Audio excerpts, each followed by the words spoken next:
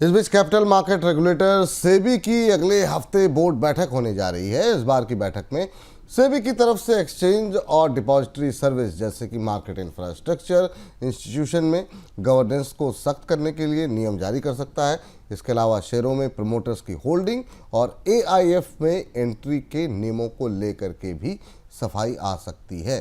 Sir, SEBI की इस board बैठक में और क्या क्या चीज़ें हैं जो शामिल हो सकती हैं महत्वपूर्ण?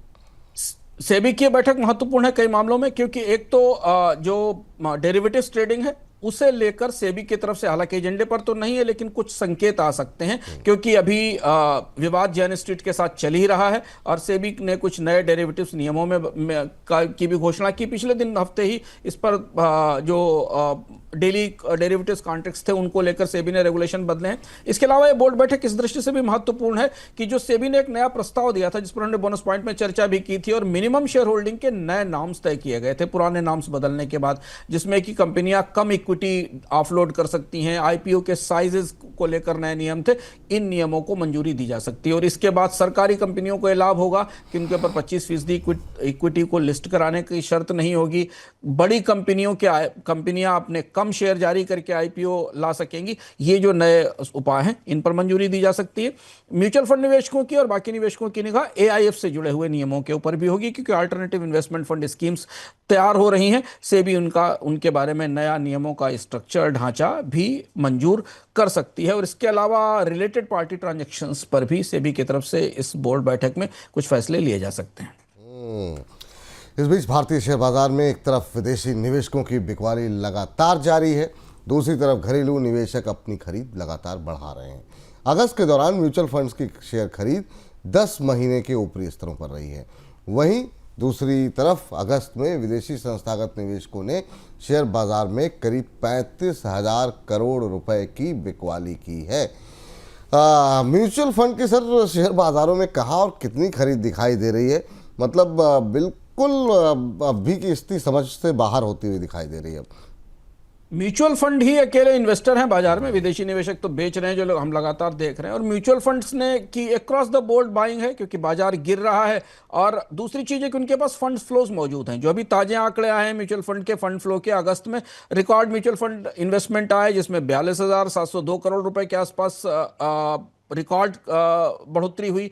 एक और महत्वपूर्ण चीज जो आंकड़ों के भीतर से दिखाई दे रही है, क्योंकि म्यूचुअल फंड की इतनी बड़ी सक्रियता बाजार में इसलिए है क्योंकि म्यूचुअल फंड्स के पास जो निवेश आ रहे हैं वो उसमें इंस्टीट्यूशनल इन्वेस्टर्स और एचएनआईज के निवेश अब ज्यादा हैं। क्योंकि जो लंपसम निवेश का आंकड़ा मेरे सामने खुला हुआ है वो दिख रहा है, उसमें रिकॉर्ड बढ़ोतरी हो रही है। छोटे निवेशकों की एसआईपी तो बढ़ रही है लेकिन लंपसम निवेश काफी बढ़ा है। जुलाई में करीब 52,000 करोड़ पर पहुंच गया, जो जून में 34,300 करोड़ रुपए के आसपास था। तो फंड म्यूचुअल फंड्स के पास फंड का फ्लो बना है, लिक्विडिटी बनी हुई है और वही लिक्विडिटी बाजार को ड्राइव कर रही है। विदेशी निवेशक तो रिकॉर्ड बिकवाली में है। देखिए जीएसटी की घोषणा के बाद भी बाजार की स्थिति क्या है। विदेशी निवेशकों ने अपने मतलब जो आउटफ्लो है पिछले 7 महीनों का वो $4 बिलियन से ऊपर अगस्त में निकल गया है। तो अगस्त का महीना तो और भी ज्यादा खराब रहा बाजार के लिए, जबकि बाजार इस बात की उम्मीद कर रहा था कि कई सारे नए ट्रिगर आएंगे जिनसे कि बाजार में निवेश रुकेगा। एफआईज लगातार बाजार में शॉर्ट पोजीशन बनाए हुए हैं।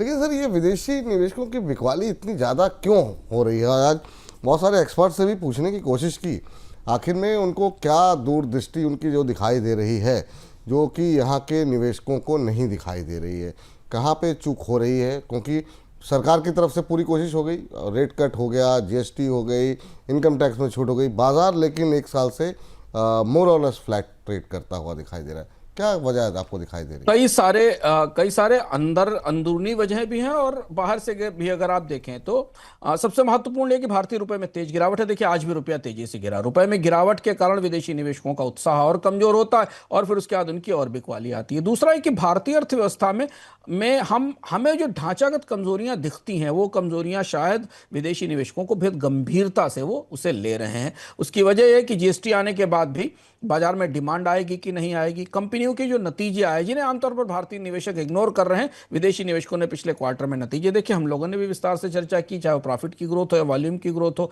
तो विदेशी निवेशकों को उनमें अब उतने अच्छे अवसर नहीं दिखाई दे रहे हैं। दूसरी चीज है कि एशिया के बाकी बाजारों में, चाइना पर हम आगे बात करेंगे, चाइना में रिकॉर्ड इन्वेस्टमेंट हुआ है, चाइना में का स्टॉक मार्केट बूम कर रहा है।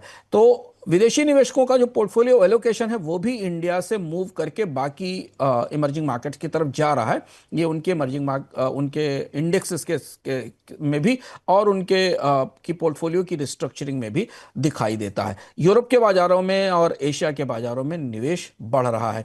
भारतीय अर्थव्यवस्था में कुछ और ट्रिगर्स की अभी ज़रूरत है जो पर्याप्त तौर पर नहीं मिल रहे हैं। और ये बेहद आश्चर्य की बात है, अगर आप देखिए डोमेस्टिक इकोनॉमी की निगाह से देखें, हालांकि अंडरलाइन स्लोडाउन है, कंजम्पशन की ग्रोथ अच्छी नहीं है, लेकिन अगर सरकार की कोशिशों की दृष्टि से देखा जाए तो चाहे आप इनकम टैक्स में कमी देख लीजिए, ब्याज दरों में कमी देख लीजिए या जीएसटी में जो कटौती देख लीजिए, ये भारत बाजार को एक्टिव करने के लिए, सक्रिय करने के लिए पर्याप्त है। और अब तो विपुल जी वैल्यूएशन भी नहीं है ऐसे जिन पे विदेशी निवेशकों को ऐसा लगता हो कि वैल्यूएशन का बर्डन है, लेकिन भारतीय बाजार अभी उनको वो उत्साह नहीं दे पा रहा है। इस बार भी सर हमने देखा कि मतलब काफ़ी जो नंबर्स देखने को मिले, 6 महीने की ऊंचाई पर पहुंच गई है बिकवाली। अब ऐसे में सवाल ये उठता है कि क्या करना चाहिए। तो इसके लिए हम शनिवार को आपके लिए विशेष कार्यक्रम लेकर के आ रहे हैं, ख़ासतौर से जो हमारे प्राइम मेंबर्स हैं उनके लिए। म्यूचुअल फंड में जिस तरीके से खरीदारी हो रही है, म्यूचुअल फंड खरीद रहे हैं, ये कितनी बड़ी चिंता की बात है, अच्छा ही बात है। म्यूचुअल फंड से जुड़े हुए सवाल अगर आपके पास हैं, अभी क्या करना चाहिए अपने पोर्टफोलियो के साथ, तो कल जितने भी हमारे प्राइम मेंबर्स हैं, नेहल मोता जी हमारे साथ होंगी, को फाउंडर फिनोवेट की। तो दोपहर शनि 3 बजे से 4 बजे तक जुड़ जाइए हमारे साथ। और जो प्राइम मेंबर नहीं हैं वो प्राइम मेंबर बन जाएं। अगर आपकी भी SIP चल रही है और आप समझना चाह रहे हैं कि अभी पोर्टफोलियो में किस तरह के बदलाव की आवश्यकता है, तो जुड़ जाइए हमारे साथ 3 बजे से लेकर 4 बजे तक। स्टॉक मार्केट से जुड़ा सवाल है तो हमारे साथ कल जुड़ेंगे प्रदीप हल्दर जी दोपहर 1 बजे से लेकर 2 बजे के बीच में। और ये सेवाएं सिर्फ हमारे जो प्राइम मेंबर्स हैं उनके लिए होंगी। तो मेरे साथ जुड़िए, और नहीं प्राइम मेंबर हैं तो अभी प्राइम मेंबर बनिए और जुड़िए कल 1 बजे से 2 बजे के बीच में। प्राइम मेंबर नहीं है तो कैसे बन सकते हैं ये भी आपको बता देते हैं। देखिए ये 3 लेवल्स हैं जिसमें कि आप हमारे प्राइम मेंबर बन सकते हैं। कोशिश ये कीजिए कि या तो मिड या फिर हायर लेवल पे अगर आप जाएंगे तो ज़्यादा बेहतर रहेगा। बहुत सारी चीज़ें जो आपको मिल सकती हैं वो आपके स्क्रीन पर दिखाई दे रही हैं।